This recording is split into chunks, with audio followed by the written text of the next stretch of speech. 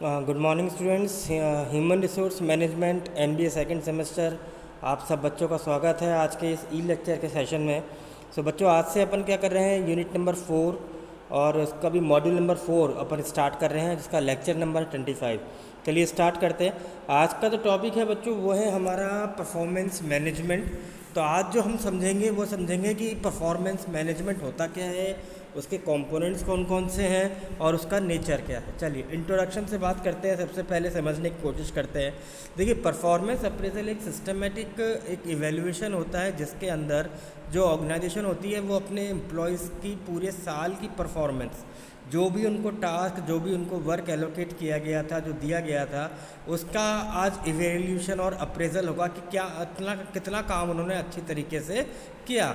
और ये जो परफॉर्मेंस अप्रेजल होता है ये आपके एम्प्लॉयज़ के फ्यूचर डेवलपमेंट के लिए और उनकी ग्रोथ के लिए भी माना जाता है। तो ये देखा जा रहा है इस परफॉर्मेंस अप्रेजल में कि आपके एम्प्लॉय ने जो पूरे साल मेहनत करी, जो टास्क को कंप्लीशन किया, जो ऑब्जेक्टिव्स अचीव किए, उससे उसमें कितना ग्रोथ आया, कितना डेवलपमेंट हुआ, और उसी को हम उसकी परफॉर्मेंस को जज करते हुए इसको क्या कर रहे हैं, अप्रेज करेंगे। तो यहाँ पे हम क्या कर रहे हैं, यहाँ पे हम सिस्टमेटिक वे को फॉलो करेंगे। सबसे पहला क्या है, जो सुपरवाइज़र होता है वो अपने एम्प्लॉयज़ को मेज़र करता है और कंपेयर करता है उन टारगेट से जो उसने उनको दिए थे।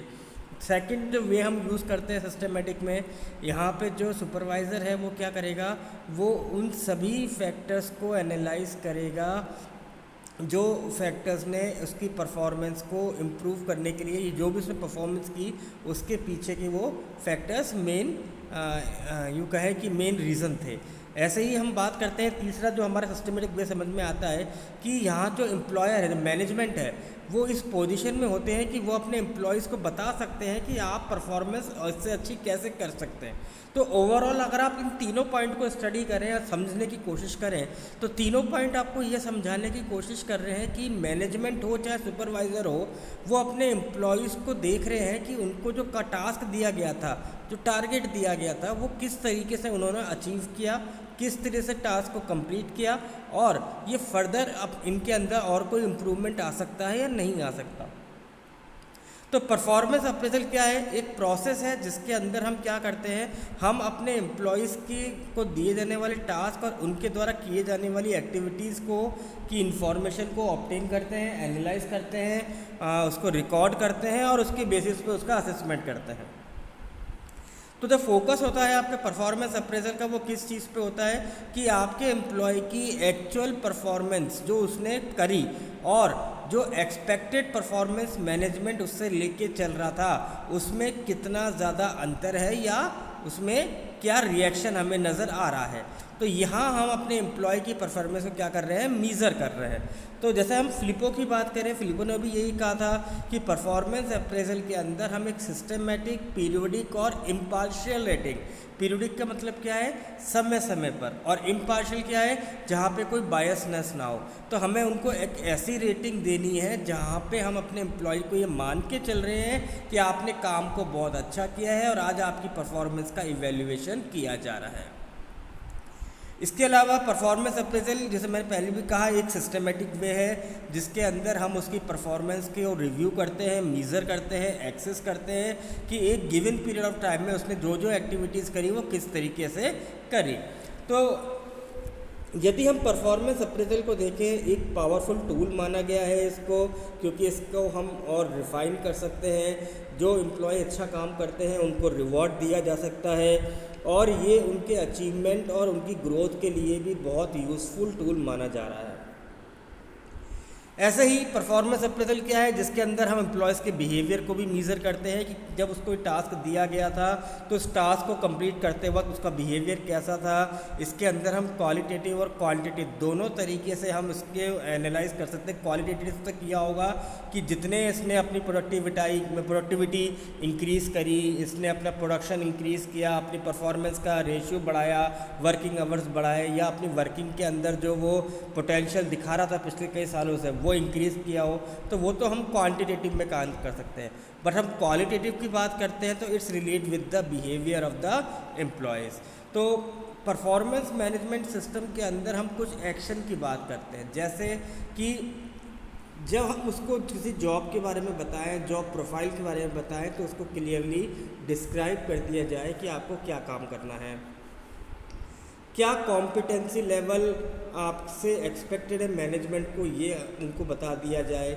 एक अच्छा सिलेक्शन प्रोसेस के थ्रू एम्प्लॉय को लिया जाए, ये एम्प्लॉय वो होगा जिसने इंटरव्यू में भी अच्छा परफॉर्म किया होगा, नेगोशिएटिंग और रिक्वायरमेंट हो, कोई अकम्पलिशमेंट किया हो, परफॉर्मेंस के बेसिस पर, स्टैंडर्ड के बेसिस पर, आउटकम के बेसिस पर हमें उनको क्लियरली डिफाइन करना चाहिए।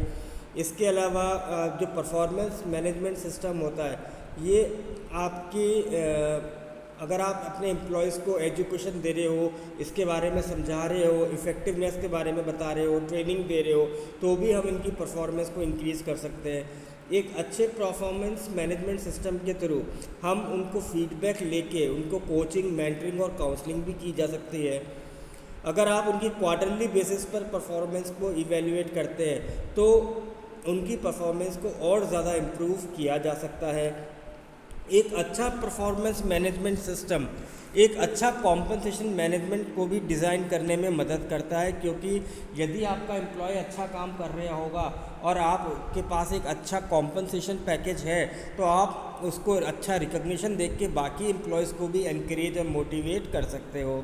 और एक अच्छा परफॉर्मेंस सिस्टम अपने आपके एम्प्लॉयज़ के फर्दर डेवलपमेंट में भी बहुत बड़ा रोल प्ले कर सकता है।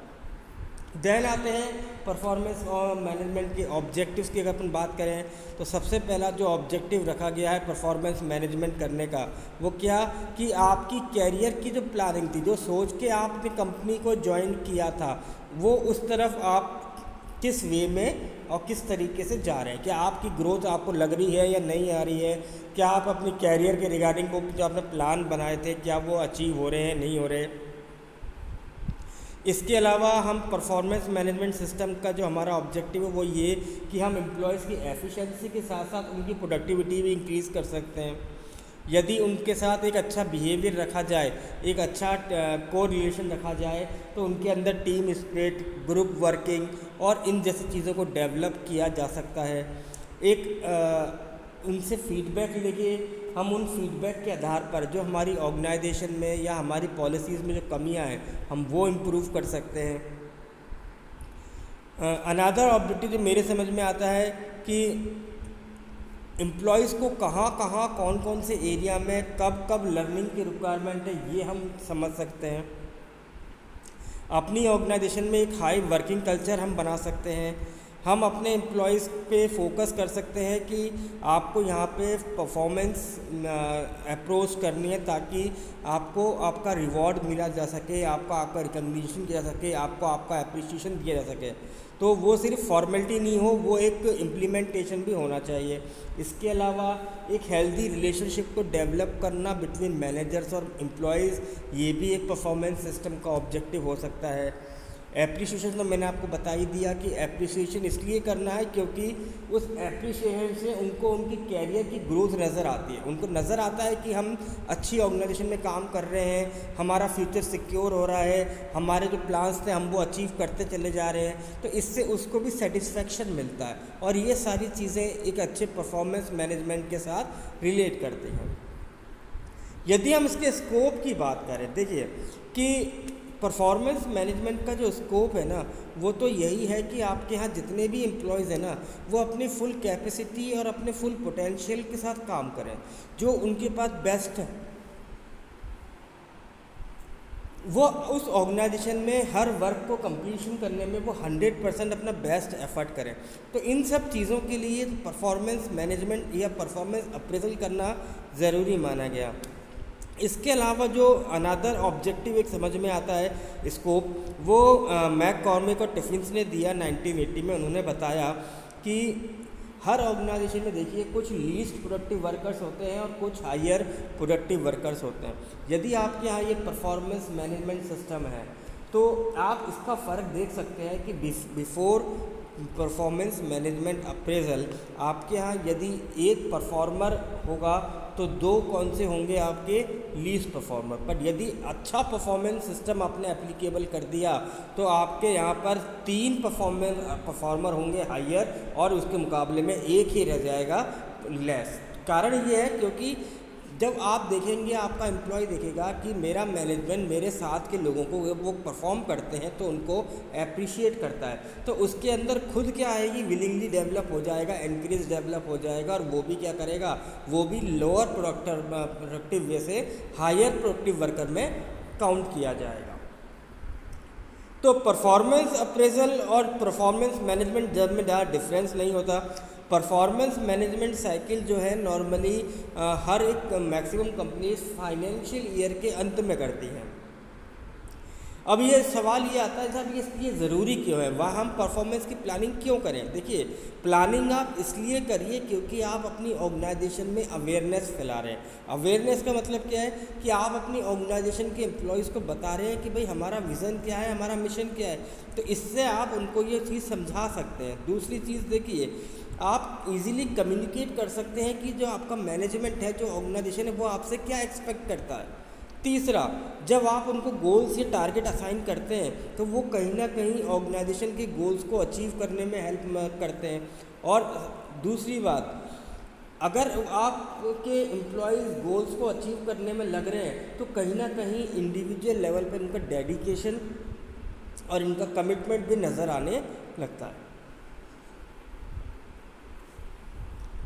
फिर हम बात करेंगे परफॉर्मेंस मैनेजमेंट के एम की। देखिए, एम क्या है, एम ये है सबसे पहली चीज़ परफॉर्मेंस प्लानिंग। देखिए,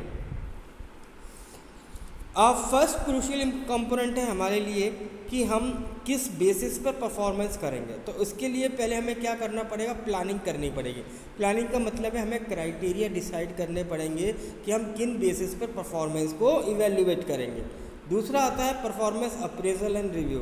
देखिए, यहाँ पे जो अप्रेजल्स हो रहे हैं ना, वो नॉर्मली परफॉर्मेंस या तो साल में एक बार या 2 बार कई ऑर्गेनाइजेशन करते हैं, पर यदि आप मिड में, एनुअली या कई बार स्टार्टिंग में या क्वार्टरली बेसिस पे भी करेंगे ना, तो आपकी एम्प्लॉयज़ की परफॉर्मेंस धीरे धीरे इम्प्रूव होती जाएगी। क्योंकि आप यदि इसको जल्दी शुरू करेंगे, क्वार्टरली बेसिस पे करेंगे, आप 15 डेज़ के बेसिस पे करेंगे, तो आप वहाँ उनकी कमियों को रिव्यू कर सकते हैं, मॉनिटर कर सकते हैं, और हमें पूरा टाइम मिलेगा उस चीज़ को करेक्ट करने का। तीसरा आता है फीडबैक के बेसिस पे। देखिए, यदि हम अपने एम्प्लॉयज़ का फीडबैक ले रहे हैं, काउंसलिंग कर रहे हैं, सुपरवाइज़र से बात कर रहे हैं, तो यहाँ पे क्या है कि हमारा जो एम्प्लॉई है, हमारा जो सुपरवाइज़र है, उनके अंदर भी इम्प्रूवमेंट आएंगे। तो अब जैसे मान लीजिए मेरे जो सुपरवाइज़र है, मेरे जो सुपीरियर है, उनसे अगर मेरा मैनेजमेंट फीडबैक लेता है कि मैं कैसा हूँ, कैसा मैं वर्क कर रहा हूँ, मेरे अंदर क्या कमी है, तो उनको लेके उस फीडबैक से वो मेरे लिए स्ट्रेटजीज़ बना सकते हैं। और ये स्ट्रेटजीज़ मेरे फ्यूचर के लिए अच्छा है, इसके साथ साथ मेरी ऑर्गेनाइजेशन के लिए अच्छा है। क्योंकि जिसके लिए मैं काम कर रहा हूँ, यदि मैं अपना 100% पोटेंशियलिटी के साथ उनके साथ काम करूँगा ना, वो अपनी ऑर्गेनाइजेशन के लिए उतना ज़्यादा बेनिफिट नज़र आएगा। तो इस फीडबैक से दूसरी चीज़ समझ में क्या आएगी कि एम्प्लॉयज़ को ट्रेनिंग कब देनी है, उनको कौन सी फील्ड में एक्सपर्टाइज बनाना है, कब कौन से फील्ड में क्या चेंजेस आने वाले हैं, इन चेंजेस से उनको कैसे अपग्रेड किया जाए ताकि उनकी परफॉर्मेंस इंक्रीज़ की जा सके। ये सारी चीज़ें हम फीडबैक से समझ सकते हैं। देन आता है रिवॉर्ड। तो यहाँ पे हम देखिए कि यदि आप अपने एम्प्लॉयज़ का परफॉर्मेंस कर रहे हैं तो यहाँ हमें उनकी परफॉर्मेंस पर रिवॉर्ड भी देना चाहिए। ये सेंसिटिव स्टेज होती है, आपको मैं बता दूँ मेरी बात क्यों, क्योंकि यहाँ पे आपका जो एम्प्लॉय है ना, उस रिवॉर्ड से उसकी मोटिवेशन नीड खत फिनिश होते हैं।